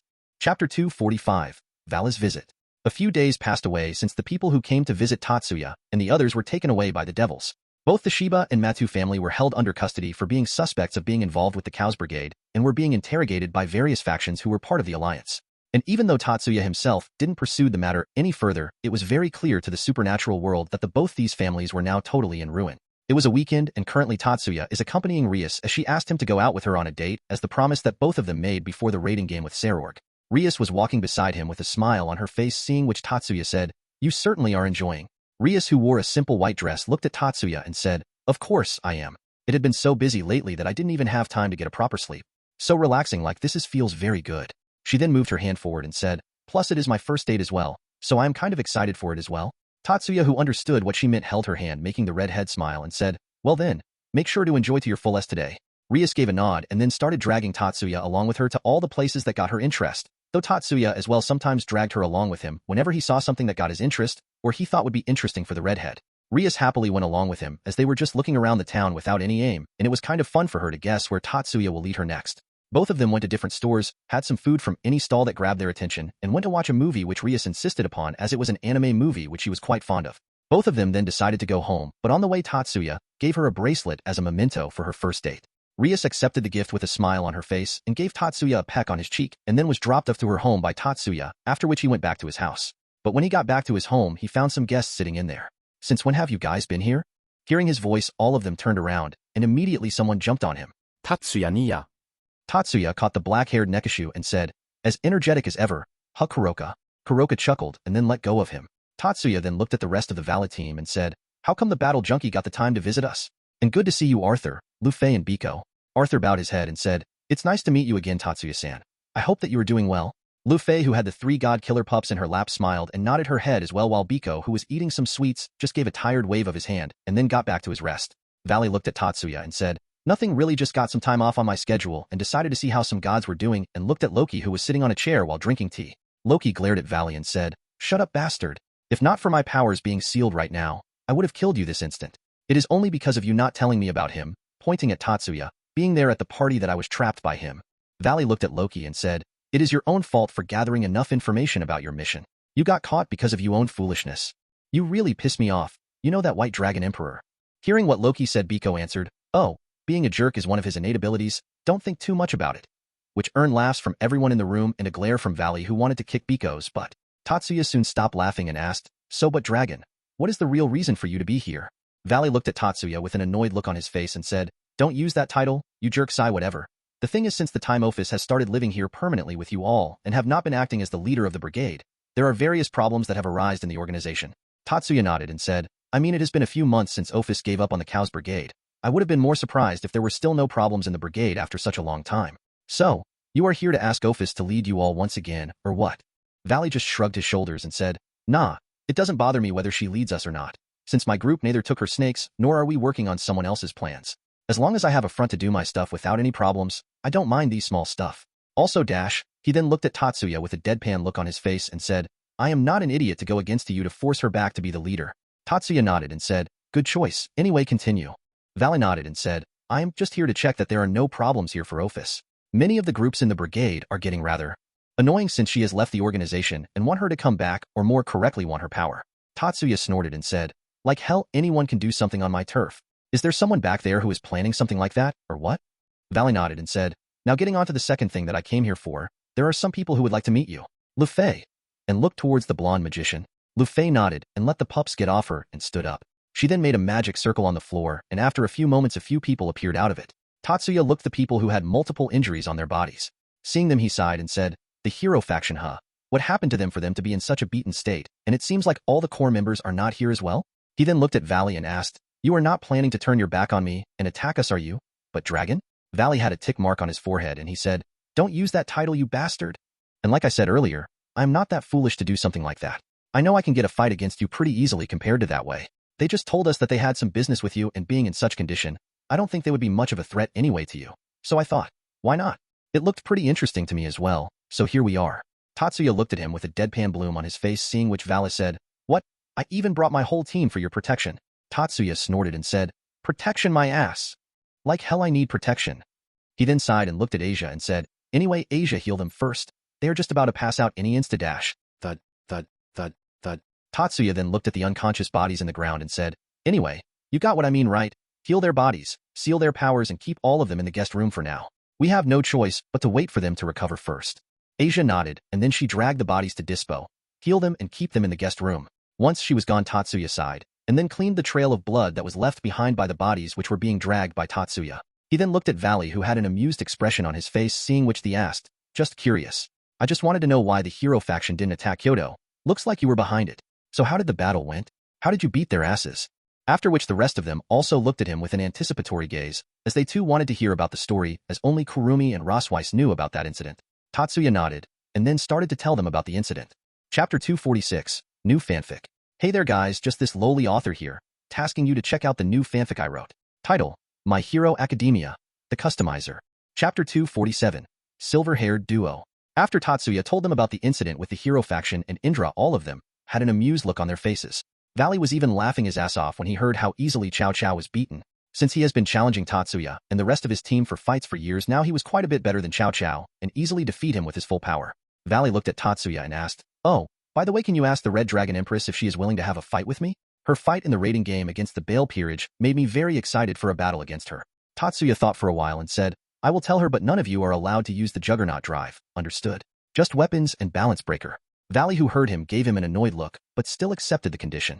The chance for a fight was much more valuable for him compared to arguing about prohibitions. Tatsuya and the others then had their dinner together with the Valley team, after which Tatsuya showed them their rooms for them to spend the night. The next morning Tatsuya woke up early as he felt the hero faction being conscious and decided to welcome them at his home. Tatsuya got off from the pile of bodies lying all around him after their night exercise, and then changed his clothes before going out of the room. He then went to the room where the members of the hero faction were and entered after giving a knock to the door. In the room he saw the member of hero faction lying in their beds and looking at each other with a confused look on their faces, trying to analyze the situation. Once all of them saw Tatsuya, a subconscious fear crept into their mind and all of them immediately became tensed. Tatsuya just waved his hand and said, good morning, and then fetched himself a chair and sat down on it. He then gave a yawn and said, you all are at my place right now. Now what is your story for coming here totally injured? Cao Cao looked at his teammates who were just as surprised as him and asked, did Valentin brought us here? Tatsuya, who now had a cup of coffee in his hand, nodded his head and drank from his cup. He then looked back at the members of the hero faction and said, well, I don't mind talking like this, but I think it would be better if you all change your clothes first, especially you, and looked towards Jean, who had most of her clothes ripped, which showed a lot of her cleavage. Jean and the others looked at their clothes, and Jean immediately covered herself with the bedsheet that was on top of her and asked, Did you have a change of clothes? Tatsuya nodded and snapped his finger, and a partition was formed around all their beds, and a set of clothes appeared in front of them. Seeing the clothes and the wall surrounding her, Jean released a sigh of relief and started changing her clothes. Once they were done changing, the wall surrounding them disappeared, and all of them looked towards Tatsuya's direction, only to find that he was not there. Chow Chow moved towards where Tatsuya was sitting and found a piece of paper there with something written on top of it. Discuss among yourselves if you want to, and once you are done, walk straight out of the room. Tell me what you want once all of us are gathered there. P.S. Your powers are currently sealed, so don't waste time in thinking about making some trouble. Once he read what was written on the paper, he showed it to the rest of the team, and all of them silently looked at each other when Siegfried suddenly asked, "Are you really sure it is really fine to tell them, Chow Chow?" Chow Chow looked at Siegfried and said, "We have no other choice. Indra is currently out of reach since he has some things to deal with. Also, he is related to this matter in a way, so it should be better to take sides right now than regretting it later." The others looked a bit dissatisfied by the answer, seeing which Chow Chow added, "Plus he is a human as well, so no harm done to our motto." All of them looked at their leader with a deadpan look on their faces and gave a tired sigh. After they discussed with each other for a bit longer, all of them left the room and walked straight and soon found Tatsuya. But all of them got surprised when they found all the people that were sitting there and talking to each other. Valley, who was now awake as well, looked at Chow Chow and the others who were now wearing some casual clothes and said, "Whoa, didn't think that I would ever find you wearing something other than your battle gear, Chow Chow." Chow Chow looked at Valley and said, "Shut it, White Dragon. What are you doing here anyway?" Valley rested his head on top of his hand and said, "Be more respectful to me. After all, it was me who brought you all here when you all were beaten so badly. Aren't I a very kind devil?" Chow Chow and the others snorted, and Chow Chow said, "Kind my ass. Anyway, we still have so dash." But before he was able to continue, a small girl passed by, hit, and walked towards Tatsuya and sat in his lap. Chow Chow and the rest of his team were surprised seeing the little girl and said in unison, "Oh, Ophis." Ophis looked at the people who called her out and gave them a nod and said, "The group of heroes, I think." To which the rest of them just dumbly nodded their heads. Ophis nodded once again, and then started playing with the god-killer pups who came towards her. Tatsuya looked at them and said, "Why don't you all sit down for now? There are still some people who have yet to come." All of the hero faction members snapped out of trance on hearing Tatsuya and nodded their heads and took a seat around the table with Chow Chow sitting beside Valley. Once all of them were gathered around the table except for Biko, who was still asleep, Tatsuya's clone started to bring out the breakfast that they had prepared for them and started putting it on the table. Soon Biko came out as well when he smelled the aroma of the food and immediately take his seat on the table. Tatsuya then looked at the heroes and said, "Eat something first. We will discuss what you want to talk about after this." All of them nodded and were about to begin, but all of them suddenly felt some disturbance in their surrounding and immediately got serious. "Oh, I didn't think that kids of your generation wake up this early in the morning." All of them looked in the direction where the voice came from and saw two men having silver hair standing there. Seeing the two men, Vala's aura subconsciously started to leak out a bit as he started to get angry and immediately rushed towards the older man and tried to punch him, only to phase through his body. "Oh, I didn't expect my grandson to be this excited to meet his grandfather, but sorry, Grandpa is just a projection right now." Valley glared at the man who called him his grandpa and asked, "What are you doing here, Rise of him, Euclid?" The older person who called himself Vala's grandfather smiled and said, "Now, why am I here? I wonder about that." But before Valley, who was about to argue with him, could say something, Tatsuya interrupted them and said, "So what business do you have, Vala's gramps and my brother-in-law, for you to come unannounced?" Immediately, the whole room turned silent as they were confused as to why he called the other one his brother-in-law, though Ruya was laughing her ass off as she knew what all was going through Euclid's mind. Euclid looked at Tatsuya with a shocked expression on his face and asked, "Wait, what do you me dash?" But before he was able to finish what he was saying, Tatsuya severed their connection, making the projection disappear immediately. He then looked at the rest of the people in the room and said, "Just finish it up for now, we will talk to them once we are done."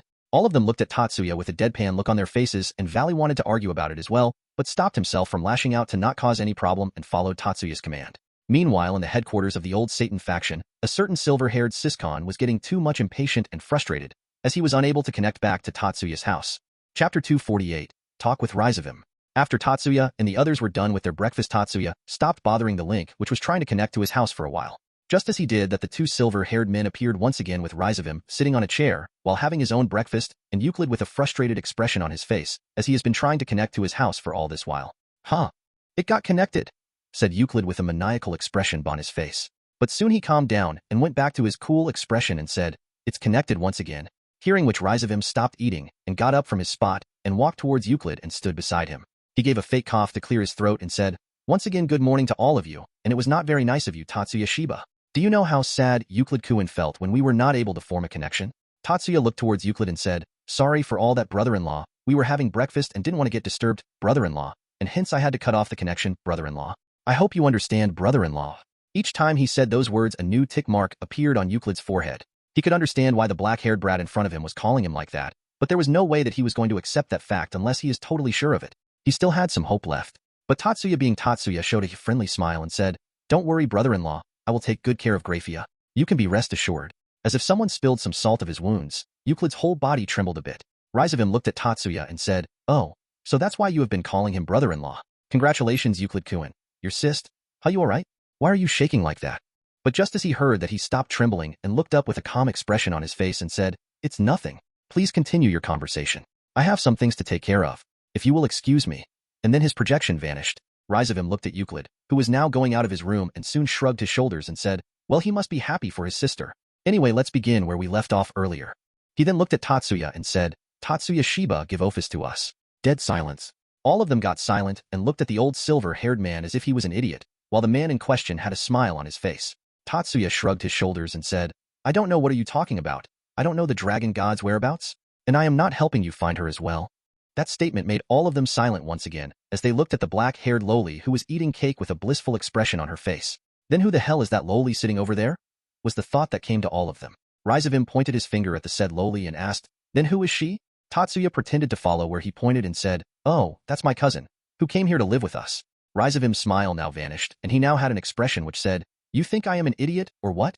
But soon a smirk appeared on his face and said, "That's strange. You taking care of your cousin? Last time I checked, you used your connections to take care of your whole family, when they just came to find their missing daughter. Aren't you too ruthless with your family?" Tatsuya snorted and said, "Shouldn't it be me who should ask that question to you? And by the way, you were talking about that incident. It looks like you may know who was the one who was behind the scenes informing them of our whereabouts." Rizavim had an amused smile on his face, and he said, "Well, you could say it was one of our new recruits who took pity on the family who was searching for their daughter and tried to help them. See, how kind we are." Tatsuya narrowed his eyes a bit and asked, "And who might be this new recruit of yours?" But Rizavim immediately raised his hand and shook his finger to and fro and said, Now, let's not get into those deeper details. There are a few things which we should not tell to others." Tatsuya was about to ask something else, but Cao Cao and the rest of the hero faction came forward, and Cao Cao asked in an angry tone, "Rizavim, where the hell are George and Leonardo? Your people were the ones who took them, right?" Seeing Cao Cao's angry expression, Rizavim immediately got excited and asked, "Oh, the heroes, huh? Actually, you were the ones who I was trying to contact. But seeing Tatsuya Shiba, I forgot about you all." Saudi. Cao Cao and his team gritted their teeth and wanted to attack them, but the fact that the person in front of them was just a projection stopped them. Seeing the frustrated expression on their faces, Rizavim smirked and said, "You all must be feeling frustrated, right? Like how when a person is forcefully stopped from ejaculating when he is just on the verge of coming.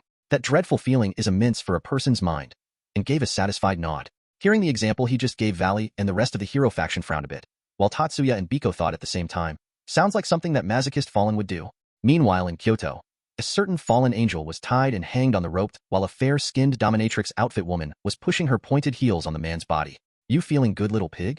Ah, absolutely, Mr. Asterisk à chaud asterisk. "Who the hell is thinking about me? Is this the SM club lady that I visited last time?" But all of a suddenly a large amount of electric current passed through his body, making him screech in pleasure. Now, little pig, I don't think that you would be thinking of some other lady while I am stepping on you, right?" the lady asked with a smile on her face.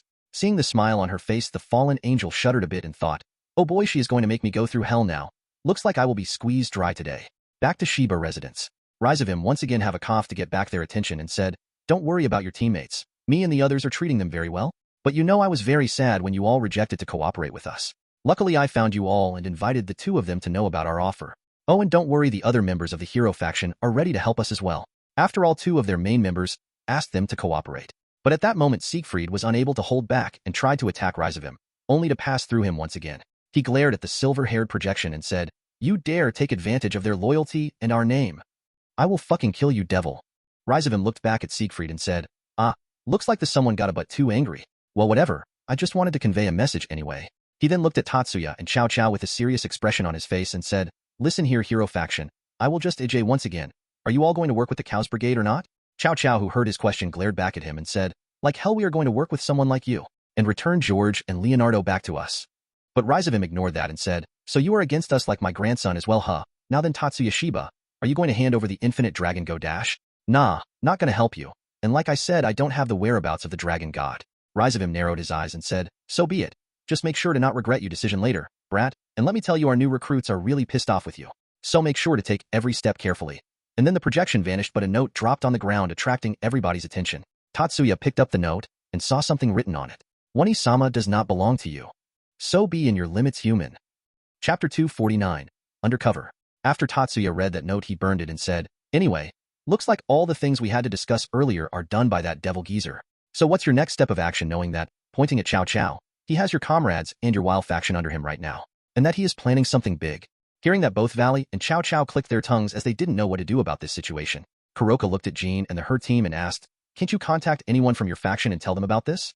Jean looked at Kuroka and said, "We tried it earlier when we wanted to call for backup when we were attacked, but it looks like they have already taken all of them to a location where it is impossible for us to contact them," she said in a dejected manner, and once again tried to contact the members of her faction only to sigh at her failure.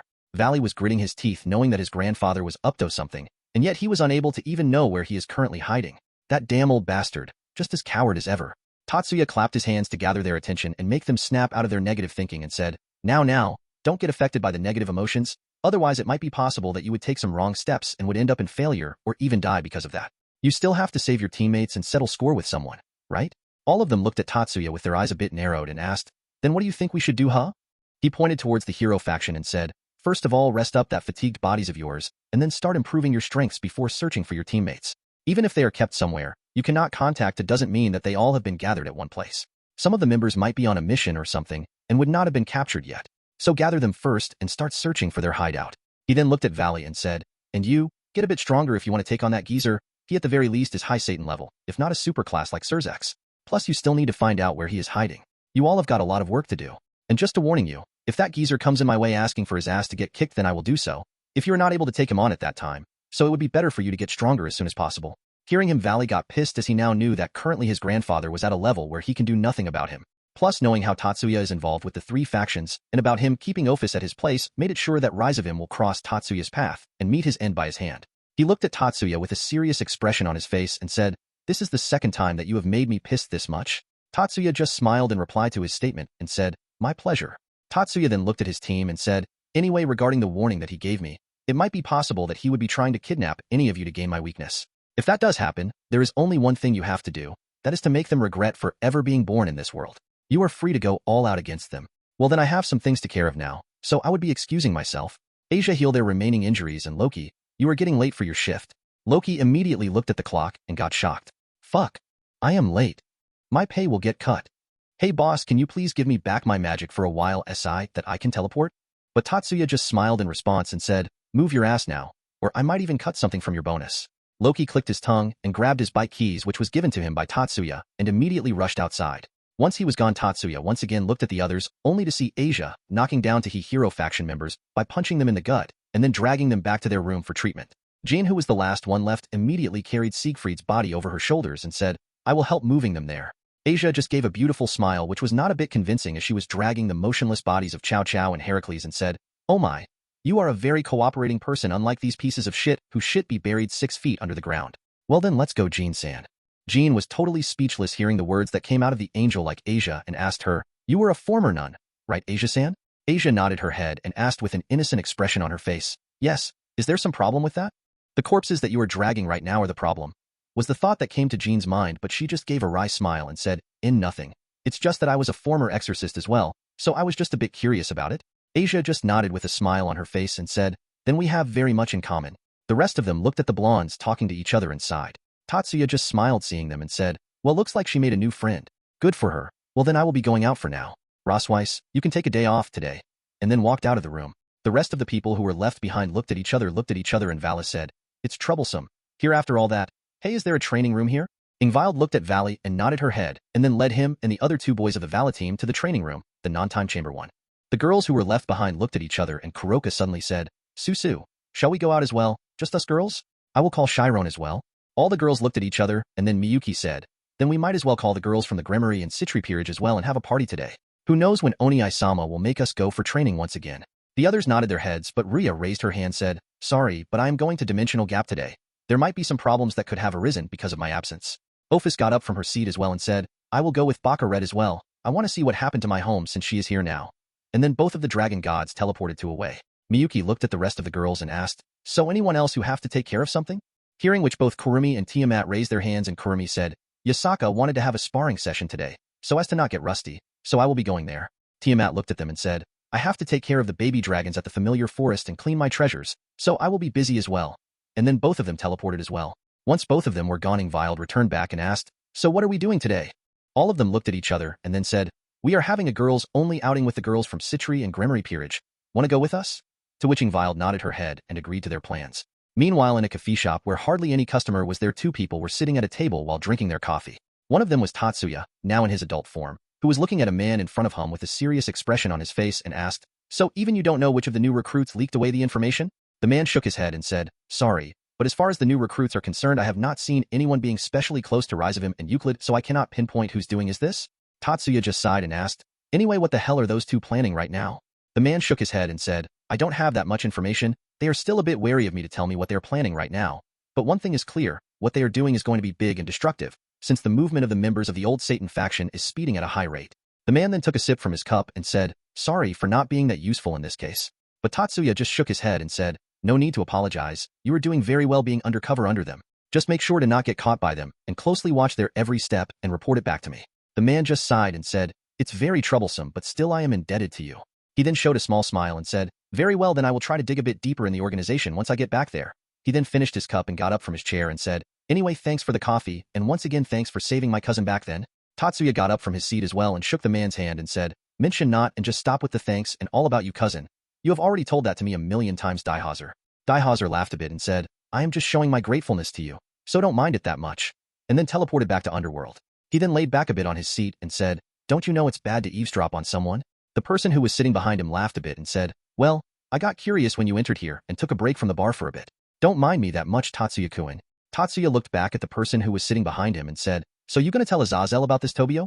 Tobio Accuse, the member of Slash Dog Team which was under Azazel, looked at Tatsuya with a smile on his face and asked, "If you didn't want me to tell him, you wouldn't have allowed me to hear your conversation in the first place, isn't that right?" Tobio, who was now in his bartender outfit, looked at Tatsuya with an amused expression on his face. Tatsuya chuckled at this and said, "Perceptive as always, huh, but just inform him to keep all this to himself. There is a reason for why this is called undercover." Tobio nodded his head and said, "So trying to gain a witness for this undercover operation, huh? Not bad, Tatsuya-kun, not bad at all."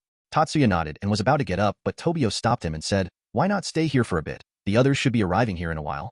Tatsuya thought for a bit, and after he made sure that there was nothing else important to do today, he sat back on his seat and chatted with Tobio until the other members of the Slash Dog Team arrived. Chapter 250, Sickness. A few days have passed since Tatsuya was contacted by Rizavim and Euclid, and still nothing strange has occurred. Seeing that Tatsuya and the others just put all the tension at the back of their minds and focused more on preparing themselves for anything that could happen. Valley and the others were specially preparing themselves so as to not let the opportunity to kill his grandfather pass on to Tatsuya. Chow Chow and the others, on the other hand, were now back to their proper health and were busy finding the people from their faction who were still not caught, but were only able to find one or two people yet. Currently, Tatsuya and the others were sitting in the ORC club room with the others discussing about the promotion the devils were supposed to go through in a few days. The group who was supposed to take the test was busy studying except for Kaneko, who for some reason had a feverish look on her face and was clinging onto Tatsuya while lying in his lap. Tatsuya, on the other hand, was a bit worried about her as he knew what was happening with her right now. This must be the call for her mating season. Wait a minute, doesn't that mean that Himari and the others would be going through this soon as well? No, more importantly, it is Kaneko's first mating season, but with a body like this, I don't think that she would be able to handle me. I can actually suppress her urges, but it might mentally affect her as well, making her think that she is lacking somewhere, making me refuse her. Not to mention the others who will go through the session will make her feel left out as well. Should I accelerate her body growth? Tatsuya caressed Kaneko's hair, making her purr in delight. And while this was happening, Ravel was looking at her with a slight blush on her face and slight bit of anger. Kaneko, who noticed that someone was looking at her, opened her eyes and saw Ravel. Both of them stared at each other for a while, but soon Kaneko gave a snort and showed a victorious smirk her face, making Ravel grit her teeth in anger. Just as she did that, Tatsuya smacked her head lightly and said, "No picking fights, Kaneko-chan. Don't think that just because you are undergoing that, we'll let you do as you please." Kaneko looked at Tatsuya, stick out her tongue, and then looked away with a slight blush on her cheeks. Tatsuya looked at Ravel and said, "Don't get angry at her, Ravel-chan. She is just a bit sick right now." Ravel looked at Tatsuya and immediately shook her hands and said, "No, I am not angry at all, Tatsuya-sama. It's just that I was a bit displeased seeing the thieving cat acting disrespectfully towards you, that's all." Kaneko didn't open her eyes and said, "Shut up, bird brain, Tatsuya-senpai. Don't think of me as acting disrespectful. Just admit it that you are jealous." Ravel immediately glared back at Kaneko and said, "This thieving cat." And once again Kaneko received a light smack on her head by Tatsuya, making her pout. "Acting cute won't save you from all this, you know," and ruffled her hair. Gasper, who was looking at them from the side, looked at Asia and asked in a low voice, "Asia-san, Asia-san." Asia looked at the cross-dressing Damper with a confused look on her face and asked, "What happened, Gasper-kun? You want to ask something?" Gasper nodded her head and asked, "What is wrong with Kaneko-chan? Tatsuya-senpai just said that she is sick?" Hearing his question, all the people who were sitting there looked at him, and were wondering how Asia will answer the question. Asia being Asia looked at him with a smile on her face and said, "Oh, don't worry about it, Gasper-kun. She is fine. It's just that she is just craving for a thick, long dick dash." But before she could finish, Kagura shut her mouth with her hand and said, "Gasper-kun, it would be better if you ask Kiba-san about this. Being a boy, he should be able to make you understand it in easier terms since you are a boy as well." Gasper nodded, and then went towards Kiba to ask him his question, and immediately battered that Kiba took Gasper outside with him, as he was a but embarrassed talking about such things in front of so many girls. Once the two were gone, all of them looked towards Asia with an expression which said, "Don't you know how to sugarcoat words?" But Kagura, who was keeping her hand over Asia's mouth, had a few tick marks on her forehead and suddenly yelled, "Stop licking my hand, you idiot," and pushed her away. Asia, who was now free to speak, looked at Kagura and said, "Then don't block my mouth in the first place." Tatsuya, who was at the side listening to all of this, didn't think much about it, and was silently eating sweets that Ravel made for him along with her and Kaneko. Later that day, Tatsuya returned home a bit earlier since the others were busy doing their homework, while also assisting the devils who skipped the classes so as to prepare for their promotion exam. Though he brought Kaneko back with him since he thought that Kuroka might make a better decision compared to him since they were sisters and Kaneko could relate better with her. Tatsuya then entered the house with Kaneko, following him silently with a feverish expression on her face.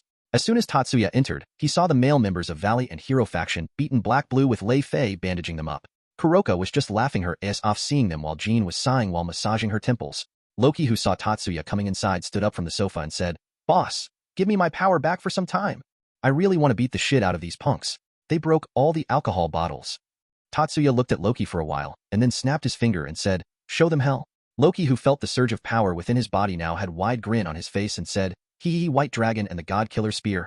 I will show you what hill really is. How dare you destroy all my alcohol bottles, you punks." And then used his powers to teleport the two leaders and himself to a separate place. Tatsuya then looked at Kuroka and said, "Kuroka, Kaneko would like to have some advice from you, since you know it is that time of the year." Kuroka, who heard what Tatsuya said, immediately perked up as soon as she knew that he knows which time it is. But then she looked at her sister, who had a feverish look on her face, and immediately calmed herself down. She gave a nod and took Kaneko's hand and said, "Let's go to a different room, Chiron. Wani-san will help you," and then took her away. Tatsuya then looked at the other boys who were lying on the ground and asked, "So, what happened?" Biko and Heracles immediately pointed at each other and said, "They started it." "Huh, we started it? Like hell we did. It was you? Stop copying me, you bastard." Tatsuya sighed seeing them acting like that, and then looked at Lu Fei and Jean, both of them who noticed Tatsuya looking at them with an expression which said, "Explain."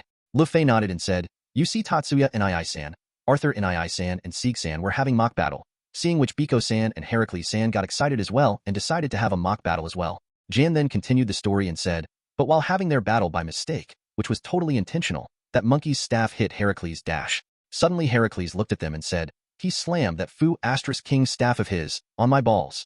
Arthur, who was still hurt and was being treated by Lu Fei, immediately perked up and pointed his sword at Heracles and said, "I advise you to not use such vulgar words. There are children here." But then another sword clashed with Arthur's and Siegfried said, "And I told you to not ignore me during a fight, you fucking idiot." Tatsuya, who saw that, snapped his finger, making all them paralyzed and fall back on the ground and said, "So let me get this straight. Arthur and Siegfried were having a mock battle. Seeing them, Biko and Heracles got excited and decided to have a battle of their own. But by an intentional mistake, Biko hit his staff on Heracles' inappropriate place, making him curse, which enraged Arthur since Lu Fei was there as well. And Siegfried, who was now ignored by everyone, got lonely and picked fight with Arthur, but used some inappropriate words to taunt him, making Arthur go total serious to kick his and Heracles, but with Heracles determined to kill Biko for hitting him there. Am I correct?" Hearing his deduction, all of them dumbly nodded their heads, with Fei having a huge smile on her face. Tatsuya nodded his head as well and asked, "But how the hell are Valley and Chow Chow involved here?" To which all of them said in unison, "Oh, nothing serious. They were just trying to kill each other off, the usual thing, you know?" Tatsuya just nodded his head and thought, "I really live around some of the weirdest people in existence," and just shrugged his shoulders.